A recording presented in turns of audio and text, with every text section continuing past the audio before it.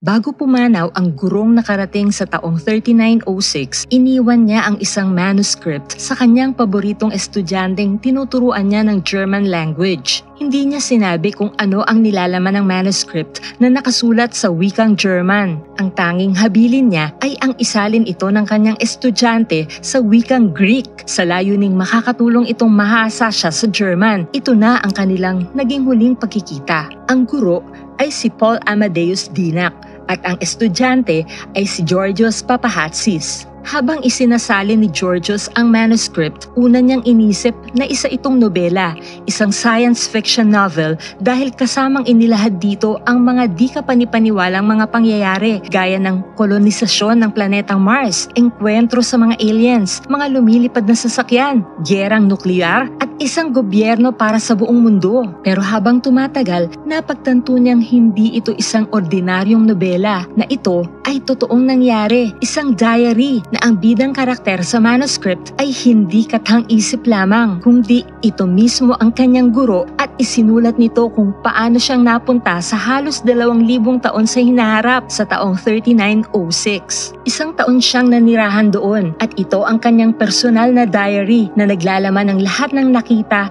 naranasan at mga nalaman niya sa future. January 17, 1917, 8:40 a.m. sa tahanan ng mga Dinac sa Switzerland. Pagbukas ng mga mata ni Paul, nakita niya ang kanyang ina na halos maiyak sa kagalakan. Bakit ina? Ano pong nangyari? Sa wakas, nagising ka rin. 2 linggo ka nang natutulog. Ikaw na yatang may hawak ng record ng pinakamahabang nakatulog na muling nagising. Ha? Anong ibig mong sabihin, Dok? Ang iyong karamdaman ay tinatawag na encephalitis lethargica. Ang encephalitis lethargica ay tinatawag ring sleeping sickness dahil ang mga pasyenteng mayroong ganitong kondisyon ay laging nakakatulog. Bukod pa sa sumasakit ang ulo, may mataas na lagnat at hirap at mabagal na paggalaw. Sa mas malalang kaso, posible itong mauwi sa pagiging comatose o kamatayan.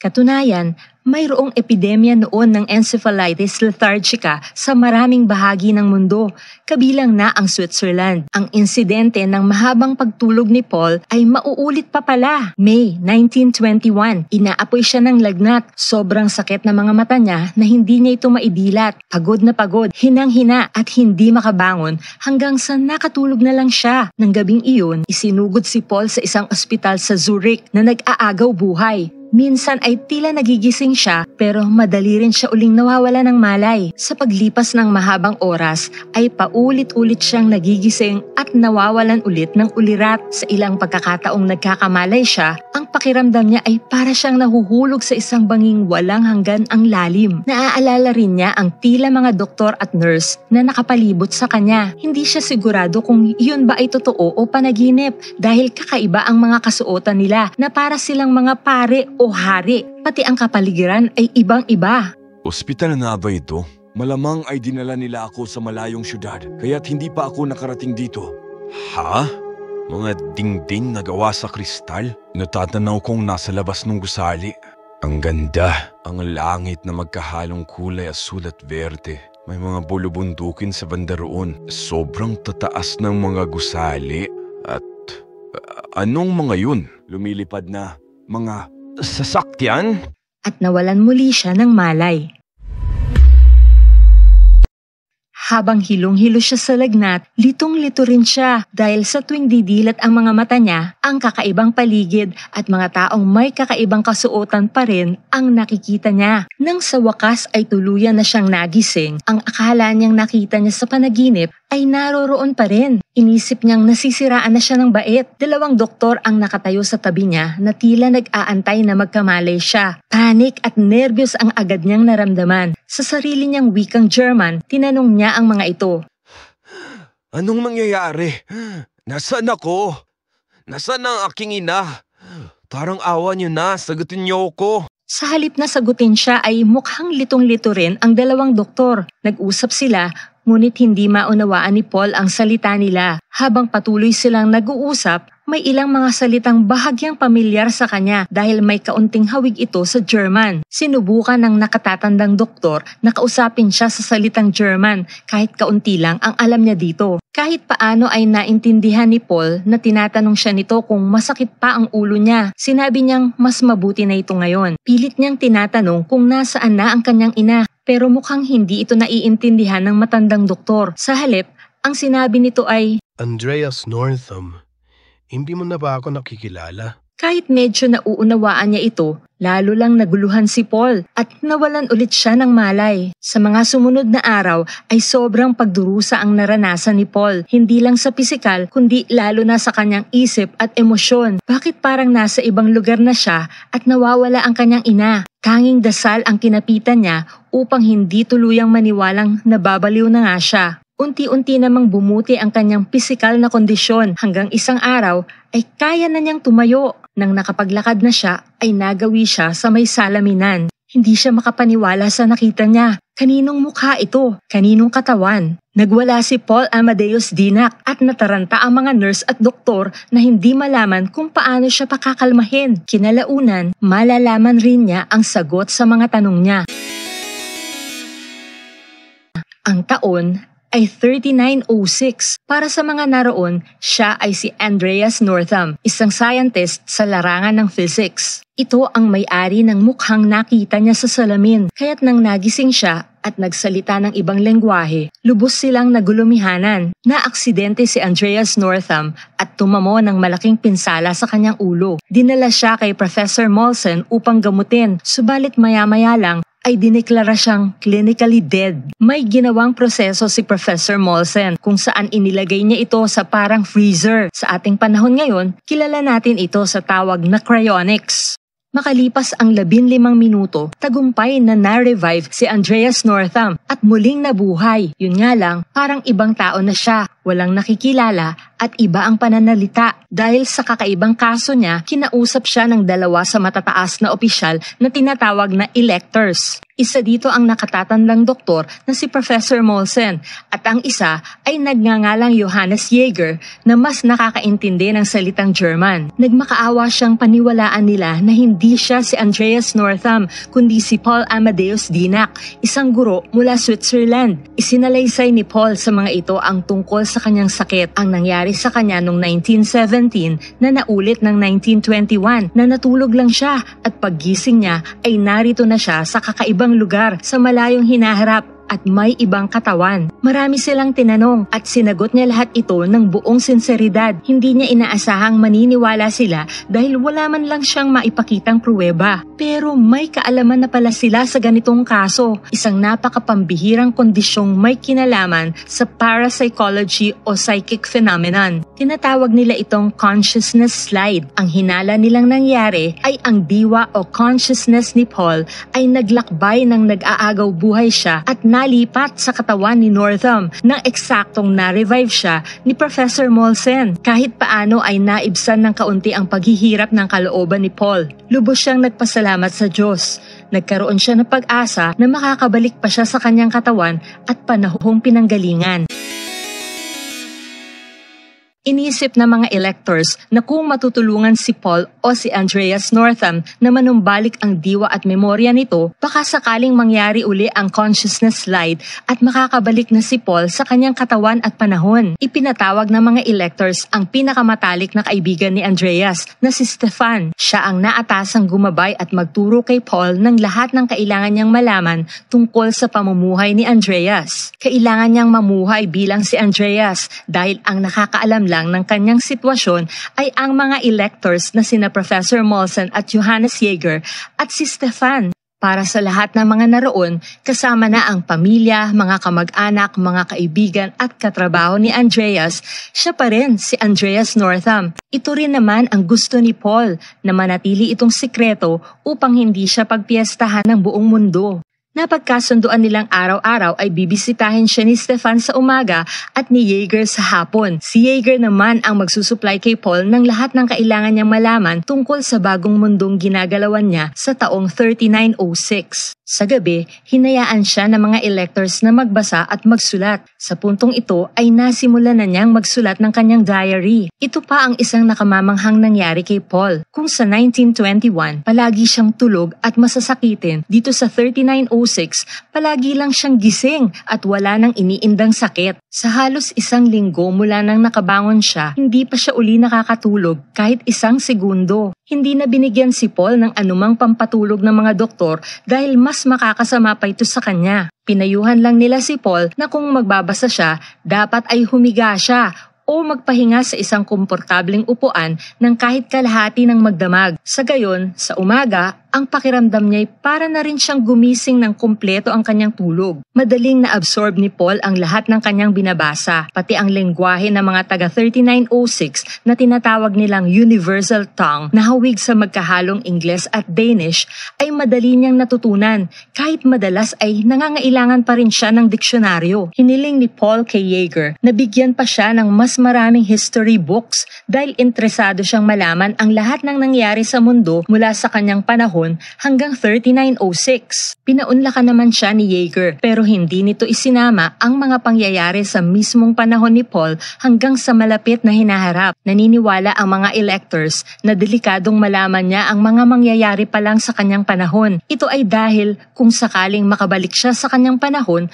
baka mabago ng kaalamang ito ang kasaysayan. Bukod sa mga aklat ay binigyan rin si Paul ng isang kagamitang malayo sa pinakamodernong kagamitan sa kanyang panahon. Tinawag nila itong Huygens Vaga. Talagang nakamamangha. May boses na nagsasalaysay kasabay ng gumagalaw na imaheng parang pelikula. Ang ganda. Hindi ko na kailangang magbasa. Naririto lahat ng mga pangyayari sa kasaysayan. Binanggit ni Paul na ang Huygens Vaga ay isang 3D screen. Kung iisipin natin ngayon, maihahambing natin ito sa telebisyon at sa mga computers natin ngayon, kasama na ang mga tablet, iPad at cellphones natin. Mukhang ginamitan rin ito ng hologram. Sa isang taong pananatili ni Paul sa 3906, maraming oras ang gugugulin niya gamit ang Huygens Vaga. Mula sa mga aklat, sa Huygens Vaga at mga taong nakausap niya, ito ang ilan sa mahahalagang mangyayari sa hinaharap hanggang sa 3906 na isinulat niya sa kanyang diary. Pinakamalaking hamon para sa sangkatauhan ang mga taong 2000 hanggang 2300. Naging malaking problema ng mundo ang paglobo ng populasyon na nagdulot ng malnutrisyon, pagbagsak ng ekonomiya at di pagkakasundo ng iba't ibang bansa. Nabanggit ni Professor Lane ang tungkol sa automation ng mga trabaho na naunang nangyari noong 20th century. Si Professor Lane ay isang guro sa 3906 na hinangaan ni Paul. Kung iisipin natin, ito na yung mga computer, robot at AI na tamang nagsimula nga sa 20th century. May isinulat si Paul tungkol sa 21st century na napaka-interesante dahil tayo ay nabibilang sa panahong ito. Ang siglong ito ay mamarkahan ng mga unang test flights patungo sa pinakamalapit na lugar sa Earth na posibleng may buhay.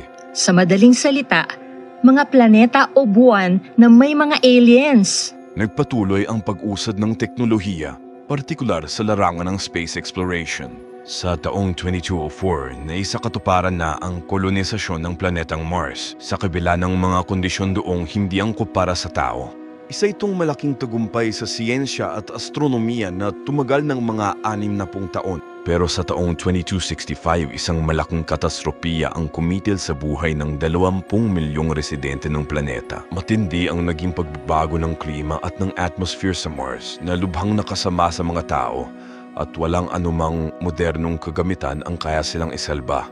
May iilan lang na nakaligtas sa sakuna at nakabalik sa Earth. Silang tanging na iwang pruwebang natupad ang pangarap ng taong tumira sa ibang planeta. Nagulat si Paul nang malaman niyang hindi pala nangangamba ang mga tao sa 3906 tungkol sa anumang banta ng mga aliens. Ang sabi nila, alam nila kung aling mga planeta ang mayroong nakatirang intelihenteng mga nilalang at ang mga ito ay walang intensyong makapanakit ng tao.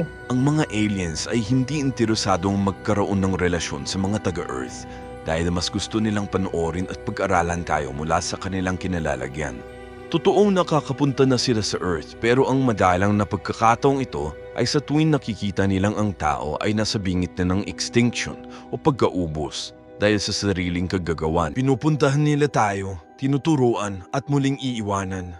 May nabanggit rin si Paul tungkol sa mga artificial human moons na nasa mataas na kalangitan. Kung iisipin natin sa panahon natin ngayon, parang ito ang mga artificial satellites at mga spacecraft gaya ng ISS na nag-orbit sa taas na mga 400 kilometers sa ibabaw ng Earth. Taong 2309, nagkaroon ng nuclear war na gumunaw sa halos lahat ng Europa, maliban sa mga bansa sa Scandinavia at Baltic. Tinawag nila itong The Great Destruction.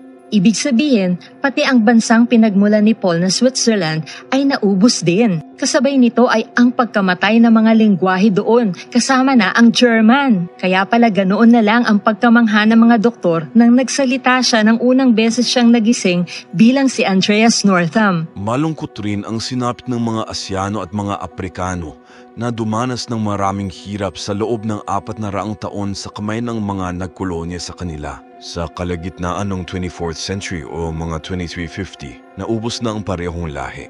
Mula taong 2320, unti-unting bumangon ang mundo hanggang noong March 5, 2396 na establisa ang panibagong gobyerno na tinawag na Rechtsstaat, kung saan ang buong mundo ay nagkaisa sa iisang Universal Commonwealth.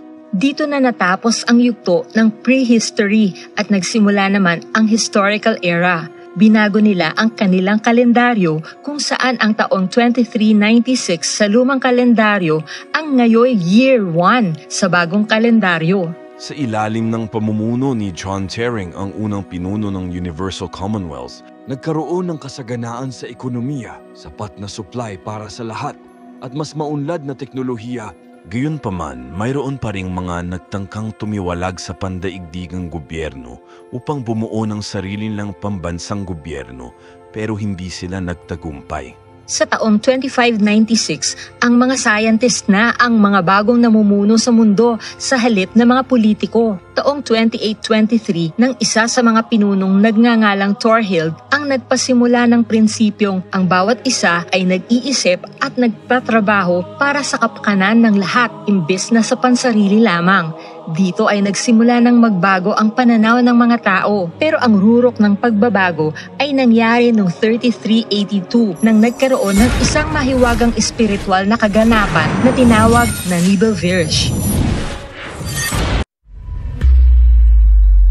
Sa paglalarawan ni Paul sa napanood niya sa Regensfage sa simula ng September 3382, may makapangyarihang liwanag ang tumama sa mga tao. Tinawag nila itong Gretlis, na ang ibig sabihin ay The Great Light. Ang mga taong tinamaan ng liwanag ay biglang nakararanas ng napakalalim na kasiyahan at ibang klaseng kapayapaan. Sobrang nag-uumapaw ang kakaibang damdamin na kailangan nilang sumigaw. Ang panlabas naman nilang kaanyuan ay nagbabago rin. Napuno sila ng alindog at ang mga mukha nila ay bumata. Purong tagumpay ang tila nakaguhit sa kanilang mga mukha. Ang karanasang ito ang tinatawag nilang Nibelvirge. Pero hindi sila handa para dito. Hindi nila nakayaanan ang biglaang kapangyarihang tumama sa kanila, kaya't ito ay panandalian lang at mauuwi sa biglang kamatayan. Sa loob ng 6 na araw ay libo-libo na ang tinamaan ng Nibelvirge at pumanaw. Sa ika-6 na araw, September 6, 3382, isang 76-year-old na lalaki, si Alexis Volke, ay nakaranas ng Nibelvirge at hindi siya namatay. Nakayanan niya ang lakas ng hagupit ng kapangyarihan ng liwanag. Ang sabi nila, siya raw ang pinili. Hindi rin maipaliwanag ng lahat kung bakit nang nakaligtas si Alexis Volke, ang mga sumunod na Nibelvirge ay hindi na nakamamatay. Walang makapagsabi kung ano talaga ang nangyari. May mga naniniwalang ito ay galing sa mga mababait na nilalang mula sa malayong planeta, pero hindi sila sigurado. Sa pagkaranas ng mga tao ng Nibelvirge, nakatanggap sila ng isang regalo, isang panibagong abilidad na nadagdag sa utak ng tao na tinawag nilang oversensance. Ginawa nitong mas superior ang pag-iisip at espiritu ng tao. Mas mataas ang antas ng kanilang katalinuhan at katwiran. Ito ang nagbigay daan sa panibagong species ng tao na tinawag na Homo occidentalis novus. Kumbaga, isa itong paglukso sa panibagong hakbang sa human evolution mula sa ating species na tinatawag na Homo sapiens. Ayon sa mga nalaman ni Dinac, ang Homo occidentalis novus ay hindi naman isang superhuman, pero maaaring sabihing ito ay advanced human being. Kapag tinignan ang utak ng Homo occidentalis novus sa MRI o CT scan, iba ang itsura nito kumpara sa utak ng Homo sapiens. Sa pagdating ni Paul Amadeus Dinac sa taong 3906, ito na ang species ng mga tao. Iba silang mag-isip. Hindi nila pag-iisipan ng masama ang kahit sino dahil alam nilang ang bawat isa ay may mabuting intensyon. Wala na rin ang konsepto ng pagiging sakim o makasarili. Sa halip, mayroon silang iba yung pagmamalasakit at pangunawa sa kapwa. Sabi nga ni Stefan, seryosong sinusunod ng mga tao ang ikalawang utos ng Diyos na mahalin ang kapwa. Dahil dito, walang krimen sa panahong ito at hindi na kailangan ang mga batas at parusa. Walang nagnanakaw dahil lahat ng pangangailangan nila ay sapat na. Walang gahaman sa kapangyarihan at korupsyon sa mga namumuno dahil ang kapakanan lang ng bawat isa ang iniisip ng lahat. Walang nagnanasa sa material na bagay dahil kontento at masaya ang lahat sa mga simpleng bagay sa buhay, gaya ng pag-iibigan ng magsing-irog, paglikha ng sining, ang samahan ng magkakaibigan. Sa pagsama ni Paul sa mga kaibigan ni Andreas Northam, kapansin-pansin nga ang kanilang kasiyahan. Nanibago siya sa kakaibang kilos nila na parang mga batang walang pinoproblema. Sa kabila noon, makikita pa rin ang mataas na level ng kanilang maturity. Sa sistema ng kanilang pamumuhay, ang mga kabataan ay nag-aaral hanggang 17 years old. Mula 17 hanggang 19 years old, ito ang panahon ng kanilang pagsiserbisyo. Global service ang tawag nila rito. Ibig sabihin, 2 taon silang magtatrabaho, hindi lang para kumita, kundi para magserbisyo para sa nakararami. Sapat na ito para makapag-ipon ng pondo para magkaroon sila ng komportableng buhay hanggang sa kanilang pagpanaw. Pagkatapos ng 2 taong serbisyo, ay maaari uli silang mag-aral o magpakadalubhasa sa isang larangang interesado sila. Si Andreas Northam, na noon ay 28 years old, ay nagpakadalubhasa sa physics at patuloy na nag-aambag sa lipunan bilang isang scientist. Para naman sa tamang distribusyon ng supply at demand, minemente na nila ang isang anak lang sa bawat isang pamilya. Kapag nagdesisyon ang mag-asawa na magkaanak, mag-a-apply muna sila sa nangangasiwa ng demografiya. Sa susunod na taon ay maaari na silang magkaanak. Sa iilang regulasyon kagaya ng tungkol sa pagkakaroon ng iisang anak na dapat ay i-a-apply muna o ang pagtupad ng mga kabataang edad 17 years old sa 2 taong serbisyo, walang nakaambang parusa dahil ang mga tao sa panahong iyon, ang Homo occidentalis novus, ay walang intensyong gumawa ng mali o hindi sumunod sa nakatataas. Sa isip ni Paul, hindi uubra ang ganitong sistema sa kanyang panahon. Nagiging posible lang ito sa 3906 dahil ibang tao na sila, na epekto ng Nebelwirch.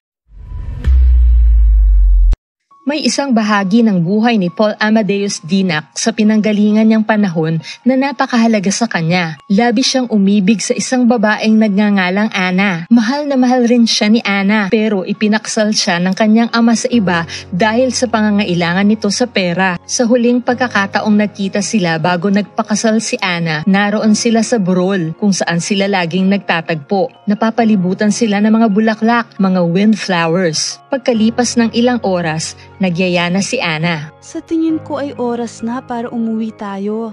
Bumalik na tayo. Sa susunod na narito ulit tayo, gagawa ako ng korona ng mga bulaklak. Maari mo bang ilagay yon sa aking ulo? Mangako kang magkikita tayong muli na hindi ka nila mapipilit na magpakasal sa lalaking yun. Babalik tayo rito. Isinusumpa ko. Babalik tayo.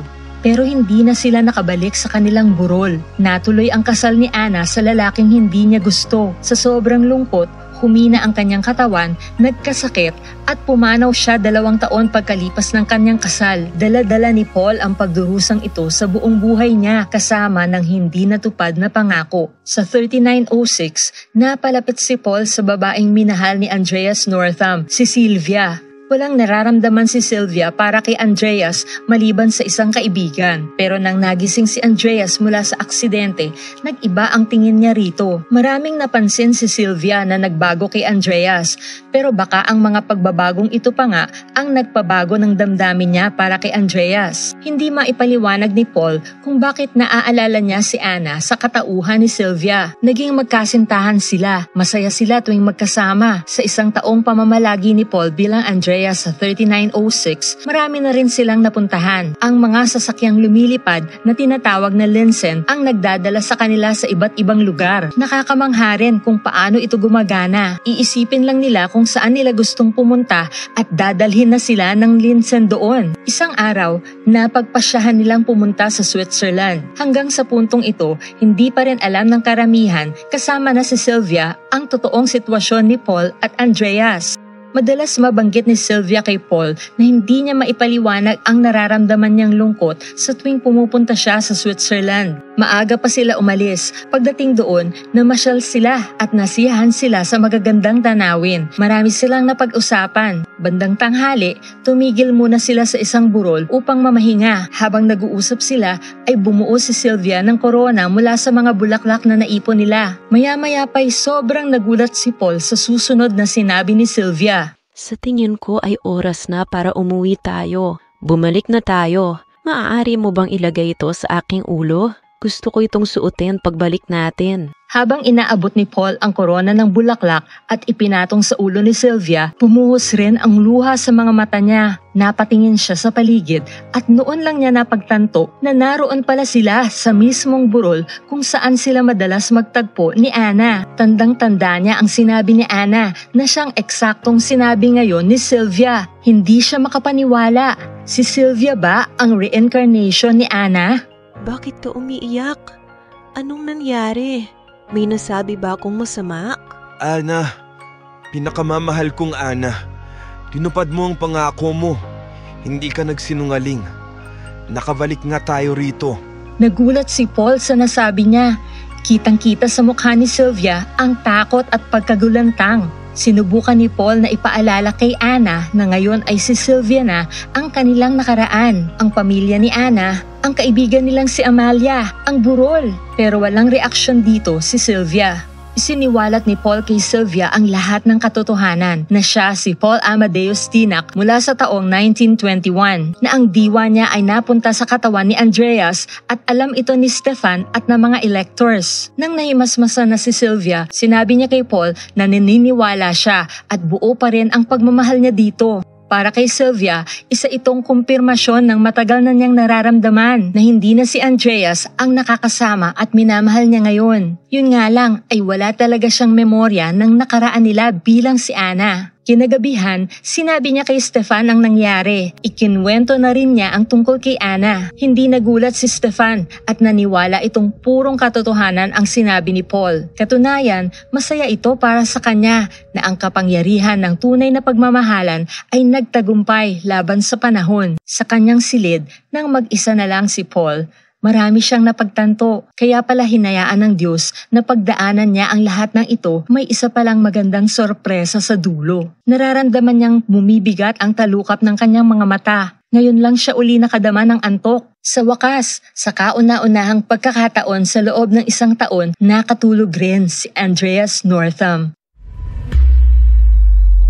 Mayo 1922, sa pagtulog ni Andreas Northam, ang diwa ni Paul Amadeus Dinac ay bumalik sa kanyang katawan sa Switzerland sa taong 1922 at siya'y nagising mula sa pagiging comatose. Hindi nawala ng pag-asa ang mga doktor na magigising pa siya, kaya't hinayaan nilang okupahin niya ang isang kama sa loob ng isang taon. Regular siyang pinakain ng mga preneparang likidong pagkain sa pamamagitan ng tubo. Masaya ang mga kakilala at kapitbahay niyang gumaling siya, pero malungkot ang balitang sumalubong sa kanya. Nalaman niyang pumanaw ang kanyang ina bago siya nakabalik. Nagpatuloy ang buhay para kay Paul pero sa 1922, masasakitin pa rin siya. Nagkaroon siya ng tuberculosis at para sa magandang klimang mas akma sa kanya, nagpasya siyang bumiyahe patungong Athens, Greece at doon manirahan. Para mayroon siyang pantustos sa sarili, bumalik siya sa pagtuturo. Dito na niya nakilala si Georgios Papahatsis, ang pinag-iwanan niya ng kanyang diary. Dito rin niya sa Athens isinulat ang nasabing diary. Ang diary na isinulat niya sa 3906 bilang si Andreas Northam ay naiwan doon kaya't kailangan niyang ulitin ito mula sa kanyang memorya. 14 na taong isinasalin ni Georgios Papahatsis ang diary na nasa wikang German sa kanyang sariling wikang Greek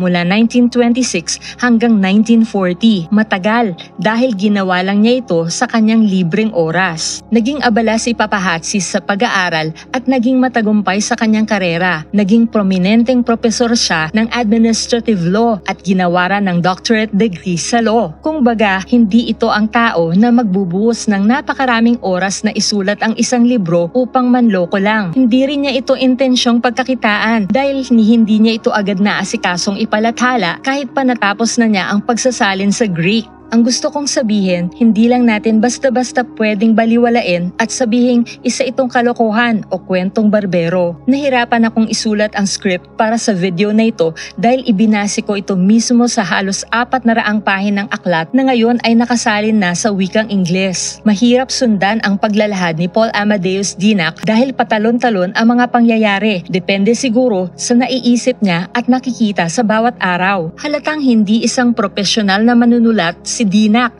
at talagang isang diary lang ang kanyang isinulat, hindi isang nobela. Sadya lang napakaganda ng kanyang karanasan, totoo man ito o isang napakahabang panaginip na umabot ng 1 taon. Napakarami ng detalye na parang ang hirap imbentuhin. Marami rin ang tumugma sa mga nakasulat sa diary at sa mga nangyari na sa panahon natin. Kung napanood nyo na ang kwentong ito sa iba, sigurado akong magkakaiba ang paraan namin ng paglalahad. Sana ay naibigan nyo ang aking abang bersyon. Para sa inyo, naniniwala ba kayo sa mga nangyari kay Paul Amadeus Dinac? Thank you so much, my loves. Miss Julie Wisconsin, Travel with Christian, Leonora Guerra, Nestor Maranan, Roberto Dizon, and Black Whites.